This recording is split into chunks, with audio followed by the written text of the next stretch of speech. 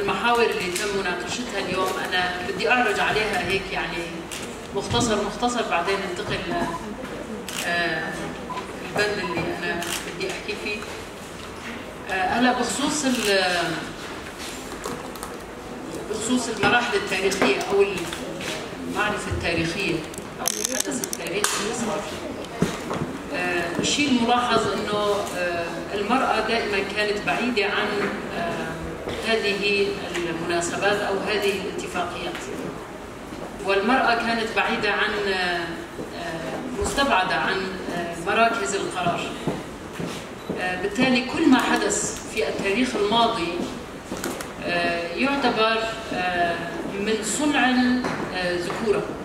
الرجل هو من صنع هذا التاريخ. بالتالي أي إجحاف بحق المرأة إجحاف بحق الشعوب بالدرجة الأولى الرجل هو المسؤول. لذلك يعني من الضروري أنه نحن لما بندرس التاريخ رايدين التعرف على الحوادث التي حدثت خلال القرون الماضية، لابد النظر إلى التاريخ بنظرة المرأة، تحليله، تقييمه، وأخذ الدروس من هذا التاريخ. النقطة الثانية بموضوع سيطرة يعني التدخلات الخارجية على المنطقة. يعني هذه التدخلات بالتأكيد كان لها تأثير عميق على واقع المنطقة، سواء كان جغرافيا، سياسيا، ثقافيا، نفسيا، سيكولوجيا، من كل النواحي كان لها تأثير. يعني اتفاقية سايكس بيكو النتائج اللي خلقتها على الأرض كان لها نتائج سلبية جدا. لوزان كان لها نتائج سلبية جدا. يعني إذا نحن بدنا ندرس فقط نتائج اتفاقية لوزان على المرأة، بالرغم من أنه هي ما كان لها دور في وضع هذه الاتفاقية، لكن أكثر النتائج هي كان لها تداعيات على المرأة بشكل خاص. إضافة إلى موضوع تقسيم الجغرافيا بعد اتفاقية، يعني باتفاقية سايكس بيكو، يعني هل الانقطاع المجتمعي بين الدول، يعني الدول اللي تشكلت نتيجة اتفاقية سايكس بيكو صار فيها شرخ مجتمعي. عشيرة واحدة بقيت بهالطرف، قسم بقي منها بهالطرف، قسم الآخر بالطرف الآخر، يعني عوائل تقسمت. فهذا كان له تأثير مباشر على المرأة، يعني النساء، بحيث انه هن اللي بيشكلوا نواة المجتمع. فعندما يتجزأ هذا المجتمع بالنتيجة يحدث فيها التشتت نتيجة هذه الانقسامات، وتحدث فيها التناحرات والصراعات. وهذه الانقسامات حقيقة يعني أحدثت هذه العوامل بأكملها. يعني حاليا تحول الصراع إلى صراع مذهبي قومي. يعني سابقا كان في صراعات قومية، القومية العربية التركية الفارسية هي اللي صارت القوميات السائدة السيادية في هذه الدول على حساب القوميات الأخرى من كرد، أرمن، سريان، وقوميات أخرى، تشركس، على حساب هذه القوميات وثقافات هذه القوميات أصبحت هي السائدة. بالتالي النساء أيضا يعني على المرأة كان في لها هذا التأثير. يعني هذه التقسيمات أثرت على المرأة أيضا. لذلك فالصراعات اللي نحن عم نعاني منها والحروب اللي عم نعاني منها بهالفترة هي نتيجة هذه التقسيمات اللي صارت. وبدايتها كانت لوزان اللي أنكرت الهويات اللي كان بالأساس كان لازم يتم الاعتراف فيها، وبالنتيجة بهذه الاتفاقية تم إنكار هذه الحقوق والهويات. بالتالي يعني هاي كان لها تأثيرات وتداعيات كبيرة على الثقافية في إبادة تمارس على المرأة بشكل خاص من خلال الإسلام السياسي. يعني ممارسة سياسة نهج الإسلام السياسي على المجتمع على مناطق الشرق الأوسط هي تعتبر إبادة بالنسبة لثقافة المرأة، لأنه بالنتيجة عم بيتم استعباد المرأة، عم بيتم قتلها، عم بيتم اغتصابها، عم بيتم إنكار هويتها، عم بيتم استبعادها من كل مراكز القرار. فهالسياسات هي كلها هي نتيجة الإبادة، سياسات الإبادة اللي عم بيتم ممارستها من قبل الأنظمة الحاكمة.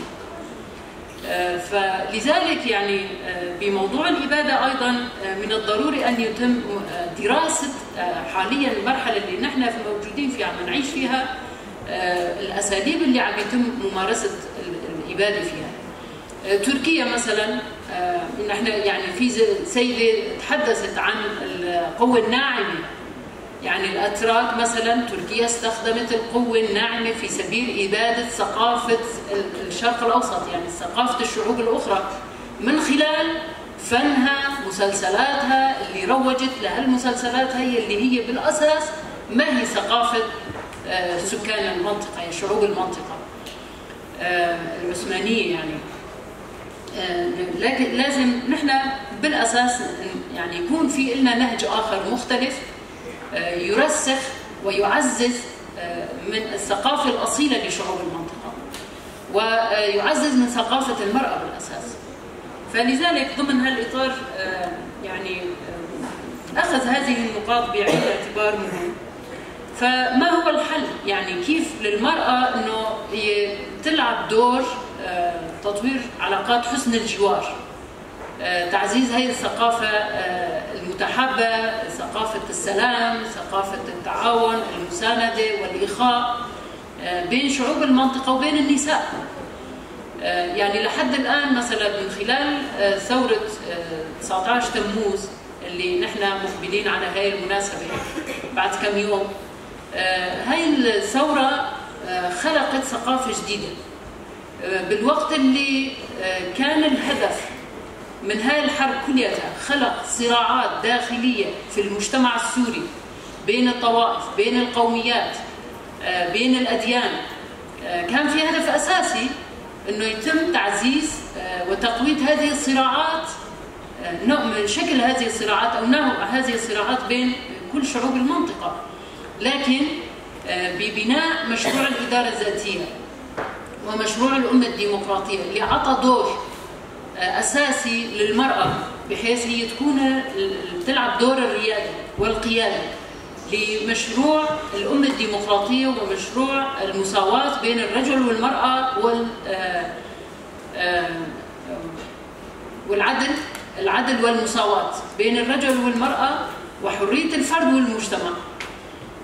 استطاعت المرأة، نحن بنشوف أنه نرى بأن مشروع الأمة الديمقراطية وتطوير نظام الكونفدرالية، يعني كونفدرالية المرأة على بين دول الشرق الأوسط على جغرافية ميزوبوتاميا مهم جدا.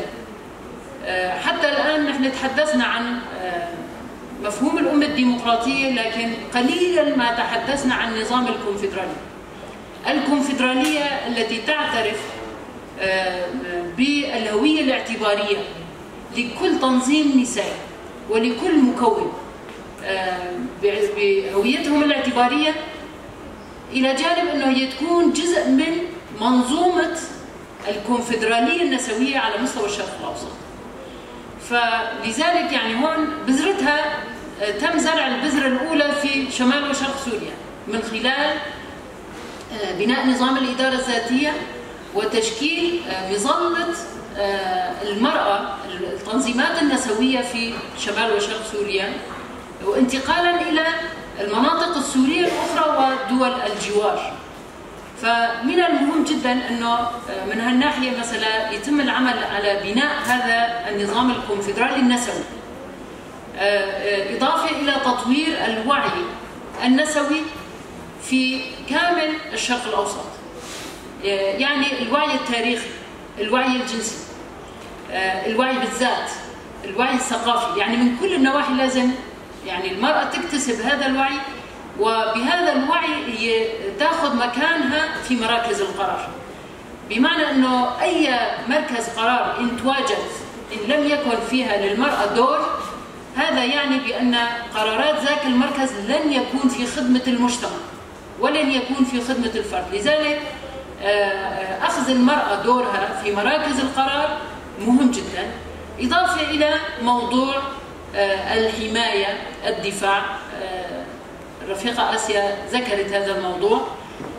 موضوع الحماية والدفاع عن الذات هو لا يشمل الجانب العسكري فقط، إنما يشمل الجانب الحقوقي والجانب الثقافي والجانب الاجتماعي والجانب العسكري حتى الاقتصادي.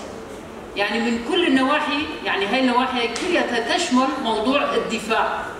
فلذلك ضروري انه يتم تنظيم الكونفدرالية، يعني نشر ثقافة النظام الكونفدرالي النسوي من كل هذه النواحي بكامل الجغرافيا ومع دول الجوار من خلال ريادة المرأة وقيادتها لهكذا مشروع.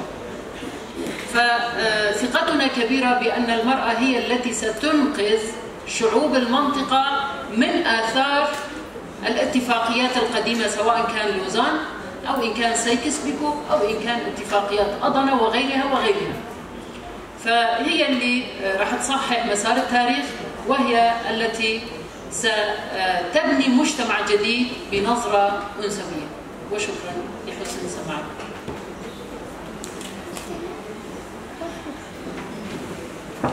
شكرا للسيدة إلهام أحمد. رح ناخذ هلا المداخلات. تفضلوا رفيقات.